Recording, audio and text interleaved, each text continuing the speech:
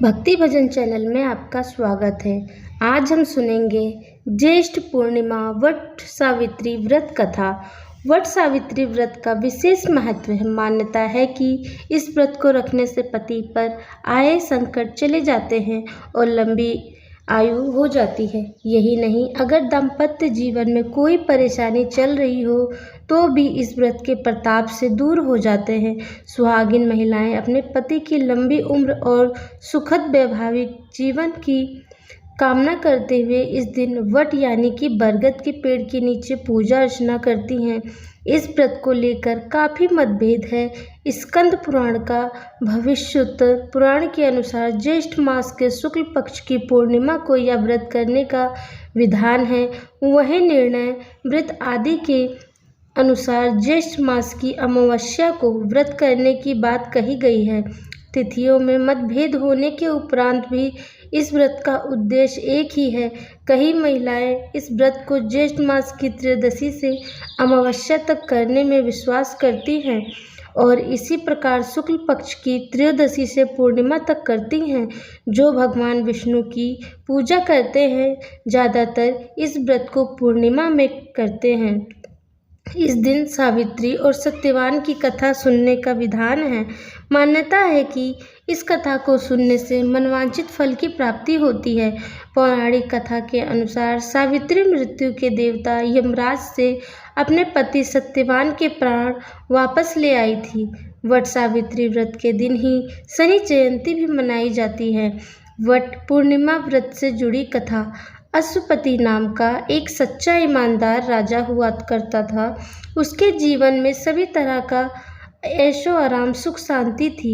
बस एक ही कष्ट था, उसका कोई बच्चा नहीं था। वह एक बच्चा चाहता था जिसके लिए उसे सबने कहा कि वो देवी सावित्री की आराधना करे, वो उसकी मनोकामना पूरी करेंगी।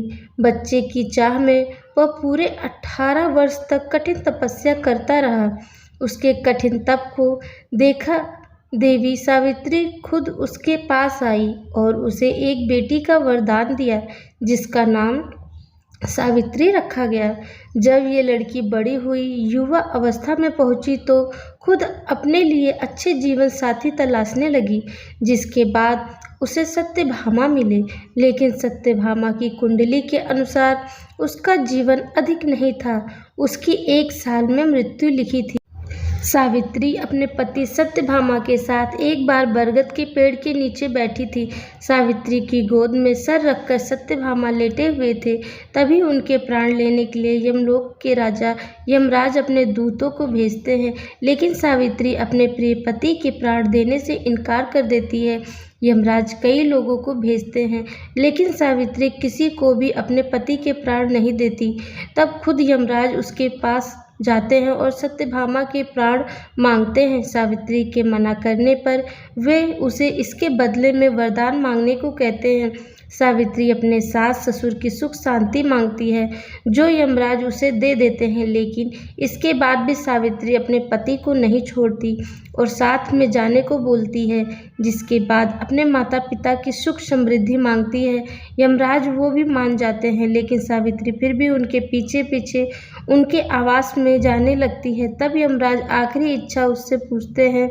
तब वो उनसे एक बेटा मांगती है। यमराज ये भी मान जाते हैं, लेकिन सावित्री इस वरदान के द्वारा यमराज से चालाकी करती है। वो बोलती है बिना पति के उसे बेटा कैसे मिल सकता है। यमराज कुछ नहीं बोल पाते, लेकिन सावित्री के सच्चे प्यार को वो समझ जाते हैं। यमराज सावित्री के प्रयास को देख खुश होते हैं और सत्यभामा की आत्मा उसके शरीर में वापस भेज देते हैं। इसके साथ ही दुनिया इन्हें सती सावित्री के नाम से जानने लगती है और यह से वट सावित्री का त्यौहार आरंभ हो जाता है। श्री विष्णु जी की आरती। ओम जय जगदीश हरे, स्वामी जय जगदीश हरे। भक्त जनों के संकट क्षण में दूर करे। ओम जय जगदीश हरे। जो ध्यावे फल पावे, दुख विन से मन का, सुख संपत्ति घर आवे, कष्ट मिटे तन का। ओम जय जगदीश हरे। मात पिता तुम मेरे, शरण गहूँ मैं किसकी, तुम बिन और न दूजा, आस करूं जिसकी। ओम जय जगदीश हरे। तुम पूर्ण परमात्मा, तुम अंतर्यामी, पार ब्रह्म परमेश्वर, तुम सबके स्वामी। ओम जय जगदीश हरे। तुम करुणा के सागर, तुम पालन करता, मैं मूरख खल कामी, कृपा करो भरता। ओम जय जगदीश हरे। तुम हो एक अगोचर, सबके प्राणपति, स्वामी सबके प्राणपति, किस विधि मिलूं दया मैं, तुमको मैं कुमति। ओम जय जगदीश हरे।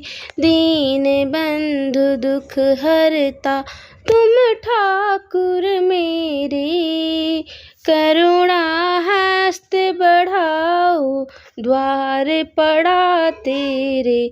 ओम जय जगदीश हरे।